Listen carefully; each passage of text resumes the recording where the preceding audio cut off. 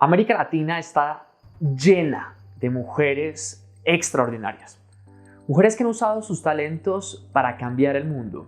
Mujeres que se dedican el día a día a hacer que estemos mejor preparadas y preparados para liderar la cuarta revolución industrial. Por eso les tengo un gran especial. Vamos a tener 5 mujeres que nos van a contar esas historias de cómo ellas se han vuelto líderes en América Latina para hacer que en esta región no superemos la pandemia, sino para que lideremos la cuarta revolución industrial. Por favor, suscríbanse, conéctense con estas historias y cuéntenos para ustedes cuál es la mujer más importante que tiene hoy América Latina.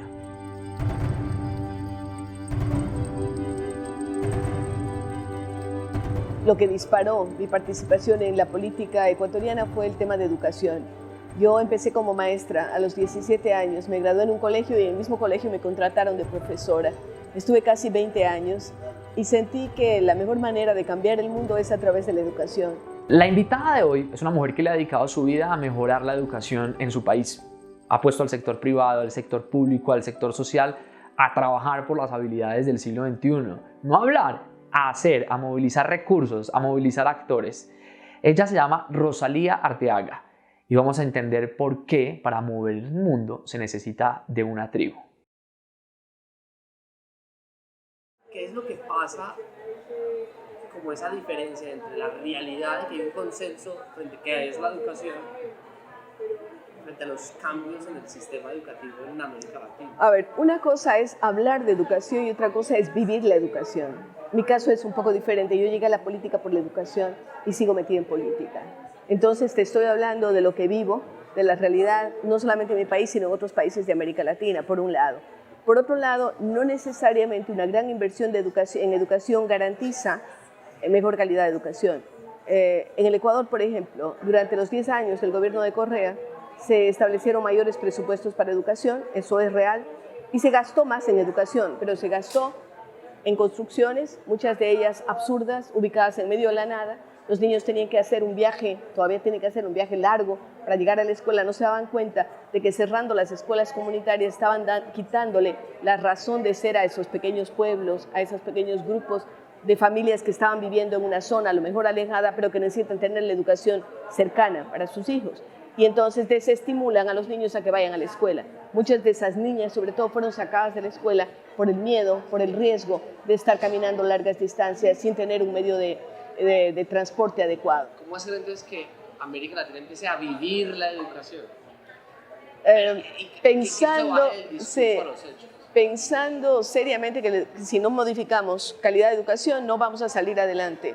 Mira, yo comparo lo que pasa entre los diversos continentes. Cuando veo qué ha pasado con Corea, con Singapur, con Taiwán, estos países tenían niveles de desarrollo mucho más bajos que América Latina, mucho más bajos. Hace 50 años, tú compara la situación de Taiwán o la situación de Corea, era totalmente impensable que llegaron a los espacios que han llegado ahora. Y América Latina se sigue rezagando, porque estos otros países sí se dieron cuenta y comprendieron que invertir en educación es lo que tiene mayor rentabilidad. Por supuesto, para esto, ¿qué tenemos que pensar?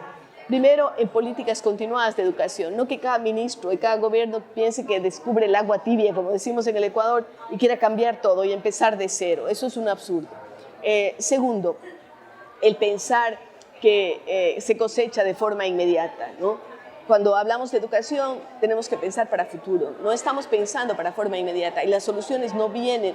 O sea, tú me dices, cambiemos la educación en este momento, y yo te digo, no puedo hacerlo.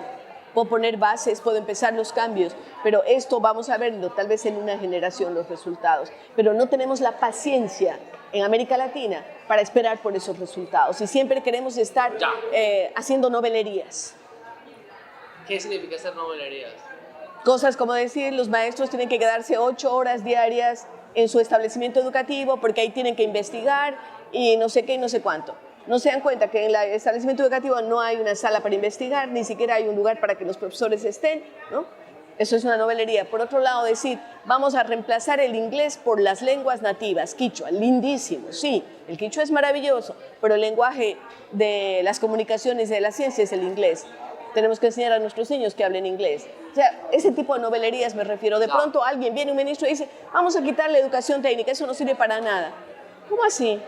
Cuando el señor Gandhi decidió crear los institutos tecnológicos, la gente le dijeron, están loco en la India porque la gente está muriendo de hambre, precisamente para que la gente no se siga muriendo de hambre. Y ahí tenemos Bangalore como la Silicon Valley de la India y tantos hindús fantásticos en temas de tecnología.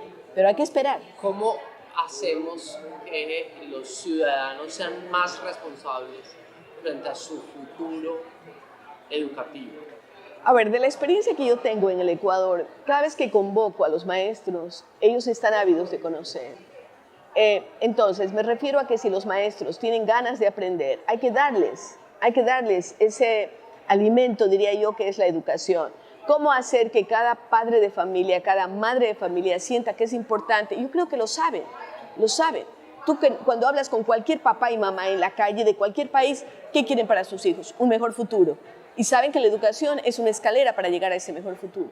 Sin embargo, lo matriculan en una escuela pública porque no tienen acceso a una privada en donde en general hay mejor calidad de educación. Lo han demostrado muchas veces las pruebas PISA o aquellas que se toman esas evaluaciones en los diferentes países, pero no tienen acceso, ¿no? Entonces hay que pensar cómo valoramos la educación pública, la mejoramos, ¿no?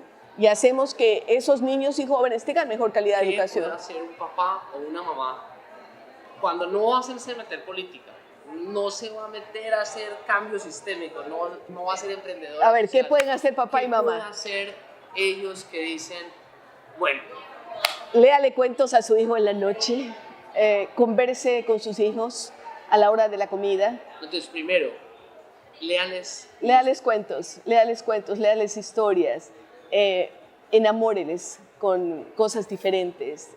Apague la televisión cuando están comiendo, deje de lado el celular, atienda a los hijos. Cuando yo lo hablo como mamá y como abuela ya, yo sé que la vida diaria hace que uno no puede estar en el desayuno, no puede estar en el almuerzo porque o sale muy temprano o está trabajando al mediodía y los hijos están en clase, pero en la noche, reúnanse, pero reúnanse sin aparatos electrónicos. Eso es lo que yo les digo a mis oyentes cuando estoy en un canal, en la radio, en un programa de radio que tengo semanalmente en el Ecuador o en uno de televisión.